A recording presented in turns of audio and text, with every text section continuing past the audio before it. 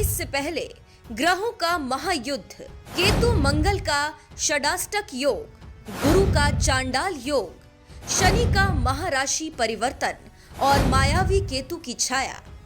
ग्रहों का यही महायुद्ध 2023 की शुरुआत से शुरू हो जाएगा, लेकिन परिणाम अभी से मिलने शुरू हो चुके हैं। क्या भारत चीन का सीमा विवाद तीसरे विश्व युद्ध की आहट है?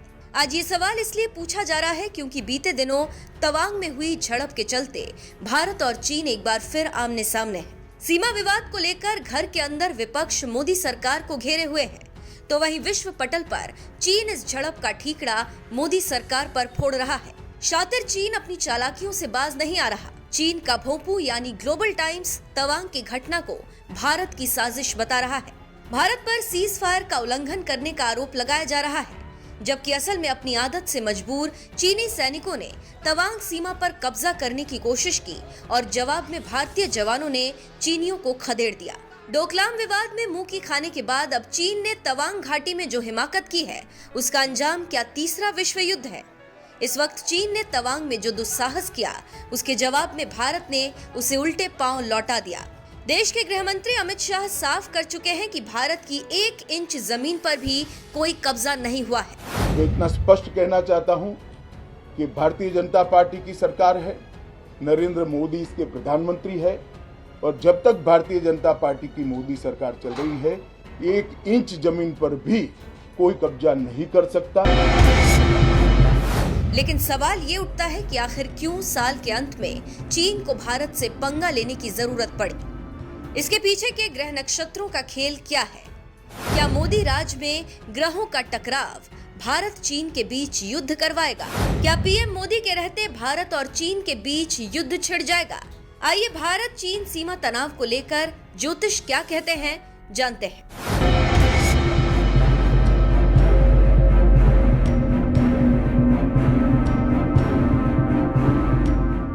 ग्रहों का महायुद्ध, भारत चीन का तनाव। वैदिक ज्योतिष में शनि और गुरु बेहद प्रभावी ग्रह माने गए हैं। इनका प्रभाव देश और जनता पर सबसे अधिक पड़ता है। इसके अलावा राहु एक मायावी ग्रह है और उसके माध्यम से जनता भ्रम में आती है।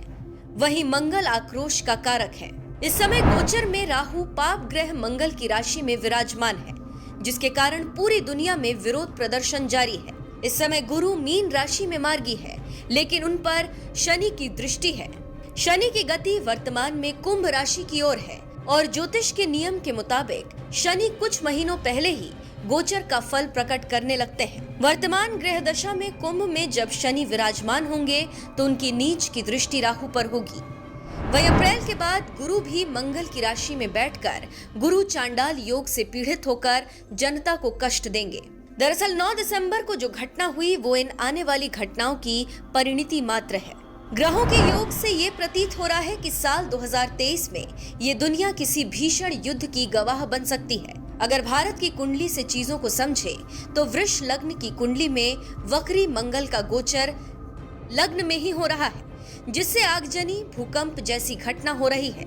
वहीं देश की सेना पर भी खतरा मंडरा रहा है। लग्नेश शुक्र का गोचर अष्टम भाव में है, जो कि बेहद अशुभ है। केतु और मंगल का आपस में षडाष्टक योग बना हुआ है। शुक्र का अष्टम में जाना और केतु का मंगल से शत्रु भाव में गोचर होना, मंगल पर किसी शुभ ग्रह का प्रभाव नहीं होने से सेना के ऊपर घात लगाकर हमला करने की कोशिश हुई। उस दिन चंद्रमा भी भारत की कुंडली के मारक स्थान में गोचर कर रहा था। भारत की कुंडली में वर्तमान में राहु के 12वें भाव में गोचर होने से बाहरी लोगों से कष्ट संभव है और गुरु के आने के बाद हो सकता है कि पड़ोसी देशों से छोटा युद्ध हो जाए। ऐसे में हो सकता है कि आने वाले समय में देश की सेना को बड़े हमले के लिए तैयार होना पड़े। अगर ज्योतिष के गणित से समझें तो 13 मार्च से मंगल मिथुन राशि में गोचर करेंगे, जो कि भारत की कुंडली का मारक स्थान है। मंगल सेना का कारक है, वहीं गोचर से शनि की नीच की दृष्टि राहु पर होगी और जब गुरु भी उस योग में शामिल होंगे तो मई के महीने में देश में बड़े उन्माद के योग दिखाई दे रहे हैं। 10 मई से मंगल की नीच राशि में गोचर होने से देश की सेना और पुलिस को बड़े खतरे का सामना करना होगा। गुरु सिंहासन को दर्शाता है। ऐसे में देश के पीएम नरेंद्र मोदी मार्च के बाद कई ऐसे बड़े निर्णय ले सकते हैं जिससे देश में उनके खिलाफ प्रदर्शन हो सकते हैं। देश की सुरक्षा की दृष्टि से सरकार को सतर्क रहना होगा। इस समय बाहरी ताकतें देश को अस्थिर करने की पूरी कोशिश करेंगी और देश में बड़ा राजनीतिक संकट संभव है। डोकलाम विवाद के बाद से भारत चीन के रिश्तों पर जमी बर्फ पिघलने का नाम नहीं ले रही। दोनों देशों के बीच जुबानी तौर पर टकराव नजर आता था। लंबे समय बाद G20 सम्मेलन में पीएम मोदी और चीनी राष्ट्रपति शी जिनपिंग की मुलाकात से इस बात का अंदेशा लगाया जा रहा था कि अब सब कुछ ठीक होने वाला है। लेकिन तवांग झड़प ने एक बार फिर भारत और चीन को आमने सामने ला दिया। आपको क्या लगता है, क्या तीसरे विश्व युद्ध की एक वजह भारत और चीन का सीमा विवाद भी होगा? इस पर आपकी क्या राय है, कमेंट करके जरूर बताएं।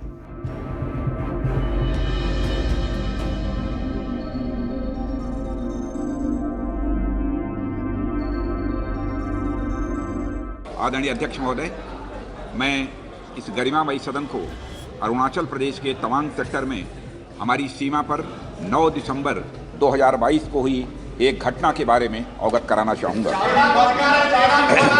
प्लीज स्टेटमेंट के बीच में नहीं बोलते। नो प्लीज, बीच में छुट्टी भी थी। 9 दिसंबर 2022 को पीएलए ट्रुप्स ने तवांग सेक्टर के यांगसे एरिया में लाइन ऑफ एक्चुअल कंट्रोल पर अतिक्रमण कर स्टेटस को एक तरफा बदलने का प्रयास किया। चाइना के इस प्रयास का हमारी सेना ने दृढ़ता के साथ सामना किया है अध्यक्ष महोदय, और इस फेस ऑफ में हाथापाई भी हुई है। भारतीय सेना ने बहादुरी से पीएलए को हमारी टेरिटरी में अतिक्रमण करने से रोका और उन्हें उनकी पोस्ट पर वापस जाने के लिए मजबूर कर दिया अध्यक्ष महोदय। इस झड़प में दोनों ओर के कुछ सैनिकों को चोटें भी आई हैं और मैं इस सदन को अवगत कराना चाहता हूं कि हमारे किसी भी सैनिक की न तो मृत्यु हुई है और न ही कोई गंभीर रूप से घायल हुआ है। इंडियन मिलिट्री कमांडर्स के टाइमली इंटरवेंशन के कारण पीएलए सोल्जर्स अपनी लोकेशंस पर वापस चले गए अध्यक्ष महोदय, और इस घटना के पश्चात एरिया के लोकल कमांडर ने 11 दिसंबर 2022 को अपने चाइनीज काउंटर पार्ट के साथ स्थापित व्यवस्था के तहत एक फ्लैग मीटिंग की और इस घटना पर चर्चा की। चीनी पक्ष को इस तरह के एक्शन के लिए मना किया गया और सीमा पर शांति बनाए रखने के लिए कहा गया। इस मुद्दे को चीनी पक्ष के साथ कूटनीतिक स्तर पर भी उठाया गया है। अध्यक्ष महोदय, मैं इस सदन को आश्वस्त करना चाहता हूं कि हमारी सेनाएं हमारी भौमिक अखंडता को सुरक्षित रखने के लिए पूरी तरह से प्रतिबद्ध हैं और इसके खिलाफ किसी भी प्रयास को रोकने के लिए सदैव तत्पर है हमारी भारत की सेना। और मुझे विश्वास है कि यह सदन हमारी सेनाओं की वीरता और साहस को एक स्वर से समर्थन देगा। और अध्यक्ष महोदय, मैं पूरी तरह से आश्वस्त हूं कि यह संसद बिना किसी संशय के भारत की सेना की क्षमता, शौर्य, पराक्रम व प्रतिबद्धता का भी अभिनंदन करेगा। धन्यवाद अध्यक्ष महोदय।